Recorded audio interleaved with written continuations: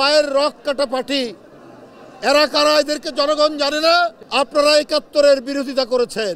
শেখ হাসিনার ব্যাংক আত্মসাতের পর ৫ই আগস্টের পর আপনাদের আত্মসাতও তো জনগণ দেখেছে।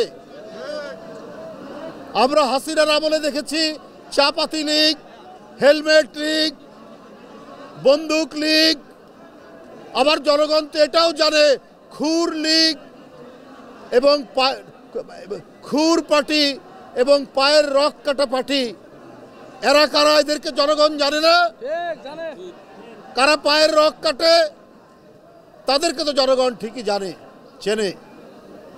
সুতরাং খুব ঘোলা পানিতে মাছ শিকার করার চেষ্টা করছে। আপনাদের ৭১-এর অর্জন কি? আপনারা ৭১-এর বিরোধিতা করেছেন। জিয়াউর রহমান স্বাধীনতা ঘোষণা দিয়েছেন। এই গৌরব বিএনপির, ৭১-এর গৌরব, ৯০-এর গৌরব, এই গৌরব বিএনপির। কারণ সেদিনও আপনারা শেখ হাসিনার সাথে আতাত করে আপনারা এরশাদের মতো একটা দাঁড়াও, আরেক সংবাদ সম্মেলন হচ্ছে, এখানে স্লোগান দিয়ে না।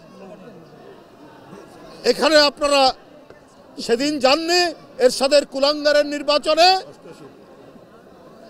৮৬ সালের নির্বাচনে,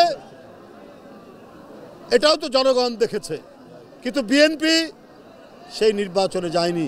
তার নেত্রী বলেছিলেন, দেশনেত্রী বেগম খালেদা জিয়া, যে এরশাদের অধীনে কোনো নির্বাচন করব না, স্বৈরাচারের অধীনে কোনো নির্বাচন করব না।